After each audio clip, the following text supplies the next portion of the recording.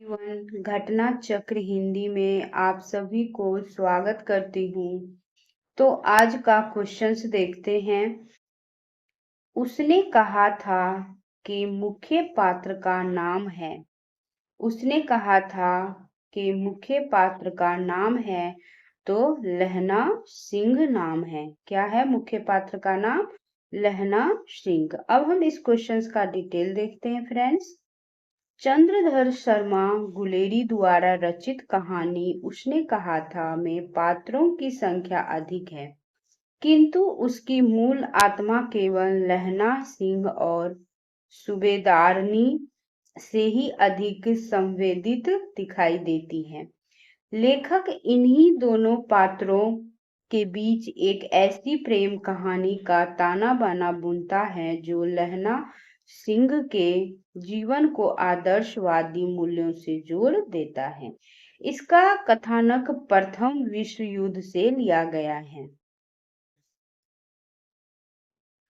उसने कहा था कि जो कहानी है, यह जो पात्र है, ये कहाँ से लिया गया? प्रथम विश्व युद्ध से लिया गया है। और चंद्रधर शर्मा गुलेरी ने गिनी चुनी कहानियां ही लिखी, जिसमें बुद्धू का कांटा और सुखमय जीवन भी थी, किंतु उसने कहा था कहानी से वे हिंदी के अमर कथाकार के रूप में प्रतिष्ठित हुए।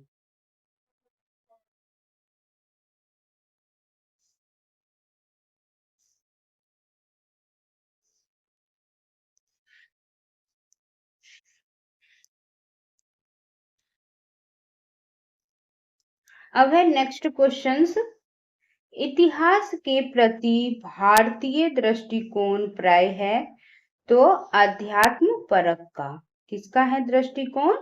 अध्यात्म परक का। इतिहास के प्रति भारतीय दृष्टिकोण प्राय आदर्श मूलक एवं आध्यात्मवादी रहा है। इसलिए इसमें भौतिक जगत की स्थूल घटनाओं में भी आध्यात्मिक तत्वों एवं प्रवृत्तियों के अनुसंधान की प्रवृत्ति रही है। भारतीय सभ्यता में प्राय सामाजिक तत्वों की अपेक्षा चिरंतन मूल्यों को अधिक महत्व दिया जाता है। किसका अधिक महत्व दिया जाता है? तो चिरंतन मूल्यों को। अतः यहाँ के प्राचीन इतिहासकारों ने अतीत की व्याख्या भी इसी दृष्टिकोण से की।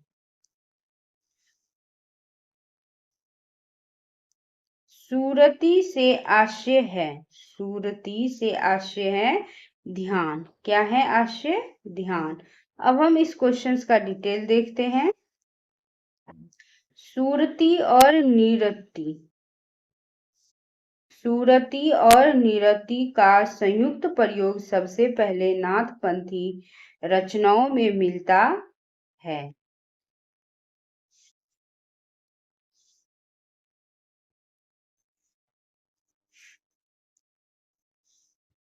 जिसका महत्व संत साहित्य के अंतर्गत बहुत माना गया है। सिद्धों में सूरती शब्द तो मिलता है, किंतु सूरती और निरति दोनों शब्दों का अर्थ विकास सिद्ध साहित्य में उपलब्ध नहीं होता। और डॉक्टर बर्थवाल सूरती शब्द की उत्पत्ति स्मृति शब्द से मानते हैं। किस शब्द से मानते हैं? स्मृति शब्द से मानते हैं। कौन? तो डॉक्टर बर्थवाल सूरती।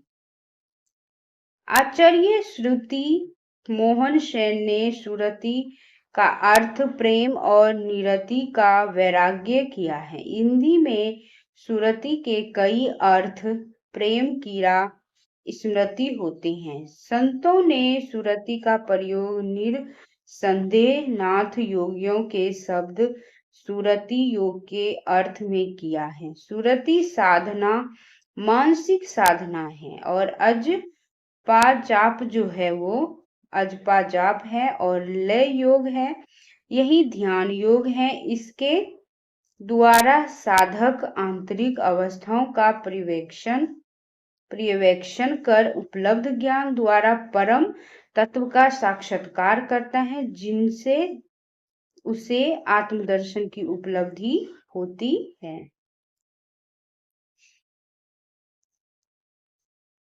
विद्वानों ने सूरती शब्द का पर्याय मतभेद है। कबीर के मत अनुसार सूरती शब्द योग, महारस और आस्वादन कराने का साधन है। गोरखवाणी में सूरती को साधन तथा निरति को सिद्धि कहा गया। निरति का अर्थ वैराग्य वृत्ति नहीं है। डॉक्टर राधिका प्रसाद त्रिपाठी ने सूरती का अर्थ ध्यान बताया है। क्या बताया है? राधिका प्रसाद त्रिपाठी ने सूरती का अर्थ ध्यान बताया है। प्रयोजन मूलक भाषा का प्रमुख संबंध है। प्रयोजन मूलक भाषा का प्रमुख संबंध क्या है? तो जीविकोपार्जन है। क्या है? जीविकोपार्जन। प्रयोजन मूलक भाषा से तात्पर्य किसी विशिष्ट उद्देश्य के अनुसार प्रयुक्त भाषा, साहित्यंतर और मानक भाषा को ही प्रयोजन मूलक भाषा कहते हैं। जो विशेष भाषा समुदाय के समस्त जीवन संदर्भों को निश्चित शब्दों और वाक्य संरचना के द्वारा अभिव्यक्त करने में सक्षम हो। भाषिक उपादेयता एवं विशिष्टता का प्रतिपादक प्रयोजन मूलक भाषा से होता है। समांतर कहानी के पुरस्कर्ता कमलेश्वर का मूल नाम है कैलाश सक्सेना। क्या है? कैलाश सक्सेना। अब हम इस क्वेश्चन का डिटेल देखते हैं फ्रेंड्स। समांतर कहानी के पुरस्कर्ता कमलेश्वर का नाम जो है, मूल नाम, वो कैलाश सक्सेना है। कमलेश्वर का मूल नाम जो है वो कैलाश सक्सेना है, जो वर्ष 1974 ईस्वी में सारिका के अक्टूबर अंक में समांतर कहानी का क्रम शुरू हुआ।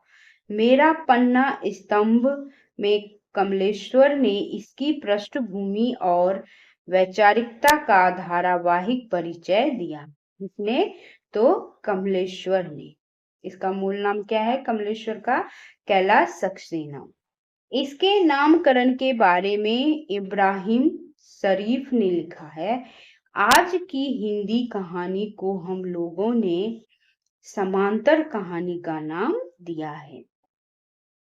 डफरी बजाकर लोगों को चौंकाने के लिए नहीं, सिर्फ अपनी पहचान के लिए, पहचाने जाने के लिए नाम भी तो चाहिए ही।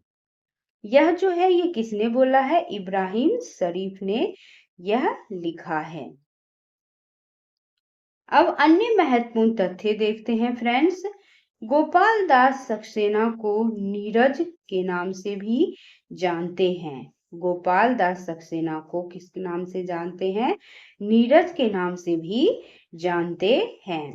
कमलेश्वर जी ने कई पत्रिकाओं का सफल संपादन किया, जिनमें विहान जो है वो कब हुआ था? तो 1954 ईस्वी में हुआ था। नई कहानियां जो है वो कब प्रकाशित हुआ था? तो 1963 ईस्वी से लेकर नई कहानियां कब हुई थी प्रकाशित? तो 1963 से 66 ईस्वी में, 63 से 66 ईस्वी में प्रकाशित हुआ था। और सारिका जो है वो कब हुआ था प्रकाशित? तो ये जो हुआ था वो 1957 से 78 ईस्वी में। कब हुआ था?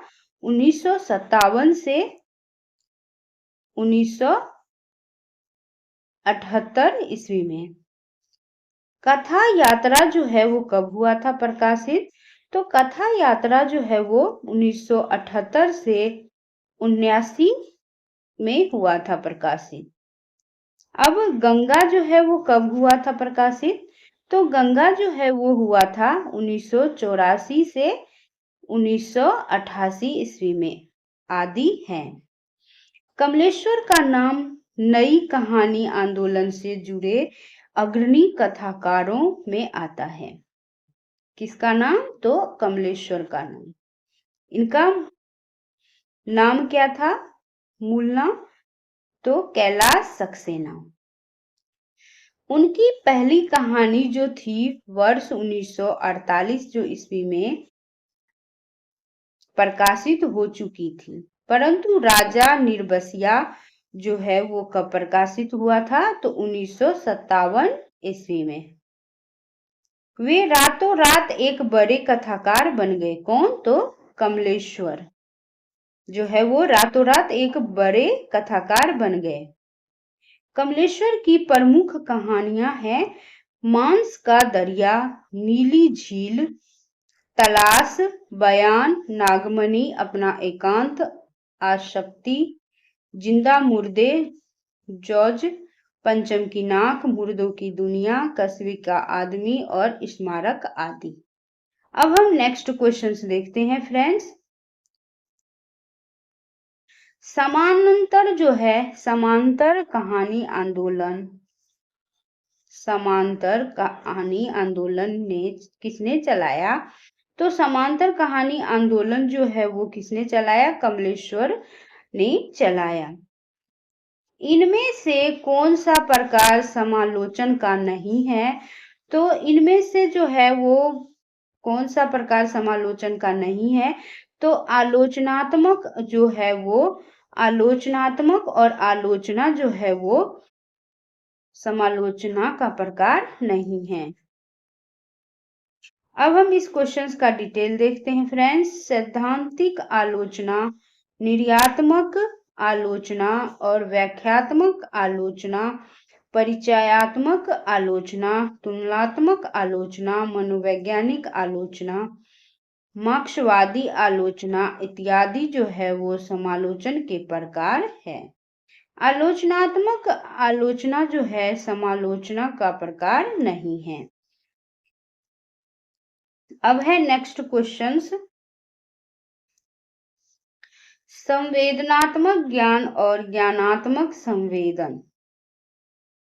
सूत्र के प्रयोक्ता है गजानन माधव मुक्तिबोध। अब हम इस क्वेश्चंस का डिटेल देखते हैं। मुक्तिबोध ने अपनी चिंतन प्रणाली से एक सूत्र को जन्म दिया। किसका जन्म दिया? तो एक सूत्र का जन्म दिया। किसने? तो मुक्तिबोध ने, जो उनकी कविताओं और आलोचनाओं में पिरोया हुआ है। वह सूत्र है संवेदनात्मक ज्ञान और ज्ञानात्मक संवेदन। रचना की प्रक्रिया में चूंकि इंद्रिय संवेदन की प्रधान भूमिका होती है और उसे दृश्य रूप में बोध को व्यक्त करना होता है, इसलिए ज्ञान को संवेदना से घोलने की जिम्मेदारी होती है। संवेदना ही दृश्य अंकन में सक्षम होती है और रचना की आदि बिंदु संवेदना और अंतिम परिणति संवेदना होती है। ज्ञान की भूमिका मध्य में है। यह संवेदना को भी विश्लेषित करता हुआ तिरोहित हो जाता है। मुक्तिबोध इसे संवेदन शक्ति में विलक्षण विश्लेषण प्रवृत्ति का होना कहते हैं। किसका होना कहते हैं? प्रवृत्ति का होना कहते हैं। अब है नेक्स्ट क्वेश्चन। इन मुसलमान हरिजनन पर कोटिक हिंदू वारिये, यह कथन किसका है? तो इसका आंसर हो जाएगा भारतेंदु हरिश्चंद्र। क्या हो जाएगा आंसर? भारतेंदु हरिश्चंद्र।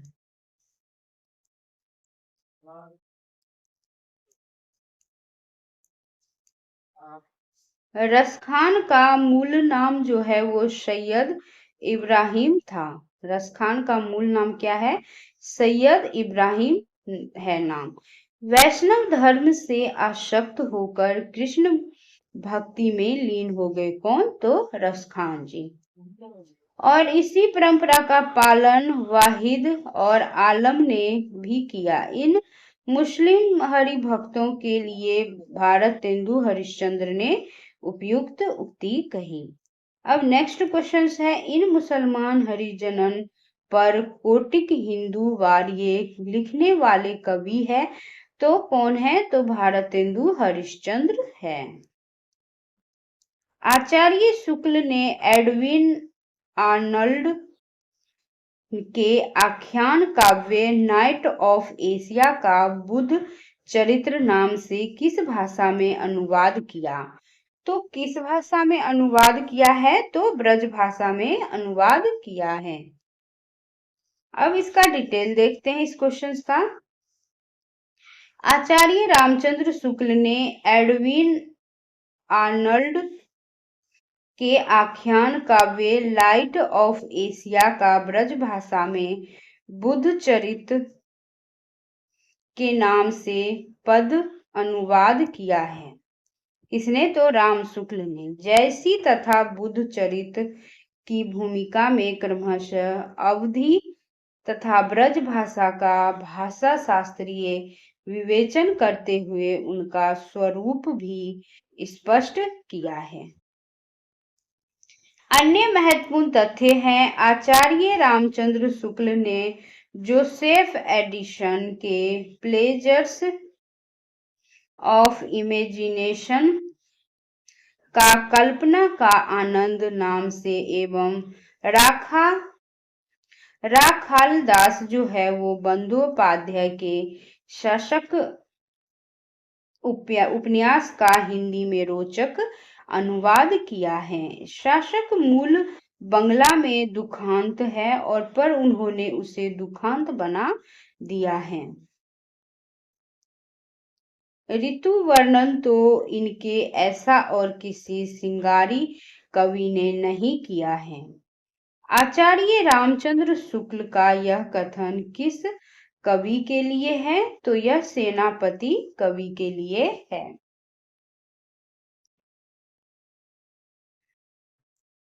किस कवि के लिए है? तो सेनापति कवि के लिए है। अब हम इस क्वेश्चन का डिटेल देखते हैं फ्रेंड्स। ऋतु वर्णन तो इसके ऐसा और किसी सिंगारी कवि ने नहीं किया है। इनके ऋतु वर्णन में प्रकृति निरीक्षण पाया जाता है। यह आचार्य रामचंद्र शुक्ल का यह कथन सेनापति कवि ने कहा है। कवि त्रिलोचन का पूरा नाम क्या है? कवि त्रिलोचन का पूरा नाम क्या है? तो वासुदेव सिंह नाम है। किसका? तो त्रिलोचन जी का।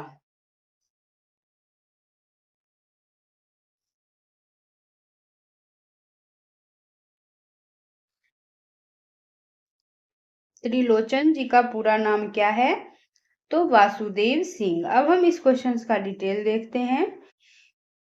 हिंदी साहित्य की प्रगतिशील काव्य धारा का प्रमुख हस्ताक्षर माने जाने वाले कवि त्रिलोचन का मूल नाम वासुदेव सिंह था। वे आधुनिक हिंदी कविता को प्रगतिशील त्रयी के 3 स्तंभों नागा अर्जुन, शमशेर बहादुर सिंह और कवि त्रिलोचन में से एक थे। उन्हें हिंदी लघु कविता सोनेट का साधक माना जाता है। इनका जन्म सुल्तानपुर जिले में वर्ष 1917 ईस्वी में तथा मृत्यु जो है वो 9 दिसंबर 2007 को गाजियाबाद में हुई। किसकी मृत्यु? तो त्रिलोचन जी का मृत्यु। अब हम अन्य महत्वपूर्ण तथ्य देखते हैं। त्रिलोचन का पहला कविता संग्रह धरती है जो 1945 ईस्वी में प्रकाशित हुआ। ताप के तापे हुए दिन के लिए जो है वो कब प्रकाशित हुआ? प्रकाशित नहीं, कब साहित्य अकादमी पुरस्कार प्राप्त किया? तो 1981 ईस्वी में। कब? 1981 ईस्वी में साहित्य अकादमी पुरस्कार मिला। किसको? तो त्रिलोचन जी को। किस रचना पर, तो ताप के तपे हुए दिन पे। वर्ष 1989 ईस्वी से 90 में हिंदी अकादमी द्वारा शलाका सम्मान से सम्मानित किया गया था। किसको? त्रिलोचन जी। इसके अलावा शास्त्री और साहित्य रत्न जैसी उपाधियों से सम्मानित किया जा चुका है। इनकी अन्य प्रमुख कृतियां हैं धरती 1945 ईस्वी में प्रकाशित हुआ, गुलाब और बुलबुल जो है वो कब प्रकाशित हुआ? तो 1956 ईस्वी में प्रकाशित हुआ, और दिग्गत जो है वो कब प्रकाशित हुआ? तो 1957 ईस्वी में प्रकाशित हुआ, और शब्द जो है वो 1980 ईस्वी में प्रकाशित हुआ। मैं उस जनपद का कवि हूँ, ये कब प्रकाशित हुआ? तो 1981 ईस्वी में प्रकाशित हुआ। अर्धान जो है वो कब प्रकाशित हुआ? तो 1984 ईस्वी में प्रकाशित हुआ। तुम्हें सौंपता हूँ यह कब प्रकाशित हुआ? तो 1985 ईस्वी में प्रकाशित हुआ। चैती जो है वो कब प्रकाशित हुआ? तो 1987 ईस्वी में प्रकाशित हुआ। आदि। त्रिलोचन का वास्तविक नाम जो है वो वासुदेव सिंह है। मैं उस जनपद का कवि हूँ, काव्य रचना किस कवि की है? तो इसका आंसर हो जाएगा त्रिलोचन जी का यह काव्य रचना है। प्रेमचंद्र की मृत्यु हुई थी, तो प्रेमचंद्र की मृत्यु कब हुई थी? तो 1936 ईस्वी में।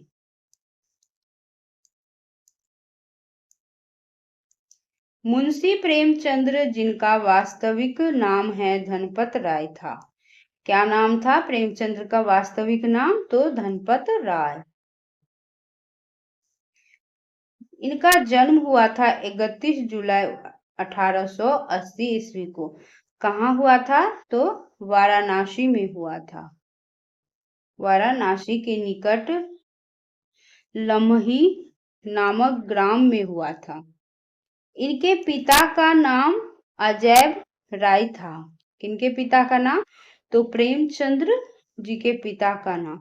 इनका जो निधन हुआ 8 अक्टूबर 1936 को हुआ था। अब अन्य महत्वपूर्ण तथ्य देखते हैं। मुंशी प्रेमचंद्र प्रारंभ में नवाब राय के नाम से अपनी रचनाएं उर्दू में लिखते थे। किस नाम से? तो नवाब राय के नाम से उर्दू में लिखते थे रचनाएं। कौन? तो प्रेमचंद्र जी। प्रेमचंद्र नाम जो है वो दया नारायण निगम द्वारा दिया गया था। किसके द्वारा दिया गया था प्रेमचंद्र? तो दया नारायण निगम द्वारा।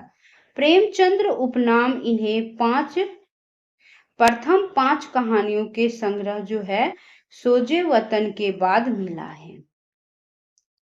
प्रेमचंद्र उपनाम जो है इन्हें प्रथम 5 कहानियों के संग्रह सोजे वतन के बाद मिला है। गोदान इनकी समस्त रचनाओं में सर्वाधिक प्रसिद्ध है। कौन सा रचना? तो गोदान। किसका है ये? प्रेमचंद्र जी का। कफन उनकी अंतिम कहानी है। कफन जो है यह अंतिम कहानी है प्रेमचंद्र जी का, और प्रेमचंद्र को उपन्यास सम्राट की उपाधि दी गई थी। कौन सी उपाधि? तो सम्राट उपन्यास सम्राट की उपाधि दी गई थी। किसको? प्रेमचंद्र जी को। मुंशी धनपत राय को प्रेमचंद्र नाम से सुशोभित करने वाले व्यक्ति का नाम है, तो क्या नाम है? दया नारायण। क्या है? मुंशी दया नारायण। कवि धूमिल का पूरा नाम था। कवि धूमिल का पूरा नाम क्या था? तो सुदामा पांडे। क्या नाम था? सुदामा पांडे। अब इस क्वेश्चन का डिटेल देखते हैं। कवि धूमिल का पूरा नाम सुदामा पांडे था। इनका जन्म 9 नवंबर 1936 को खेवली वाराणसी में हुआ था। इनका निधन 10 फरवरी 1975 ईस्वी को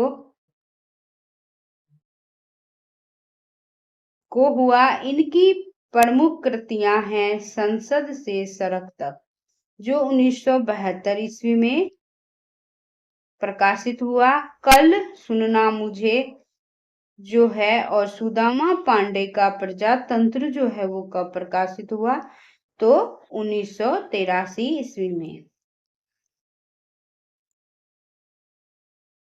अब इनमें से कौन अमरानंद उपनाम से लिखा करते थे? इनमें से कौन अमरानंद उपनाम से लिखा करते थे? तो विद्यानिवास मिश्र। कौन है? विद्यानिवास मिश्र। अब हम इस क्वेश्चन का डिटेल देखते हैं फ्रेंड, और आज का लास्ट क्वेश्चन था। आज का लास्ट क्वेश्चन का डिटेल देखते हैं। विद्यानिवास मिश्र भमरानंद है। क्या है? भमरानंद उपनाम से भी रचनाएं करते थे। किस नाम से? तो विद्यानिवास मिश्र जो है वो भमरानंद उपनाम से भी रचनाएं करते थे। जब भी ये भमरानंद नाम से लिखते हैं तो इनके लेखन और भाषा में एक प्रकार का व्यंग्य आ जाता है। किसको? तो विद्यानिवास मिश्र जी को। अन्य महत्वपूर्ण तथ्य देखते हैं। विद्यानिवास मिश्र के अनुसार हिंदी में यदि आंचलिक बोलियों के शब्दों को प्रोत्साहन दिया जाए तो दूरू राजभाषा से बचा जा सकता है, जो बेहद संस्कृत निष्ठ है। क्या है? जो बहुत संस्कृत निष्ठ है। वीडियो देखने के लिए friends thank you so much. अगर वीडियो पसंद आए हो तो लाइक और सब्सक्राइब और वीडियो को शेयर करना ना भूलें। वीडियो देखने के लिए थैंक यू सो मच।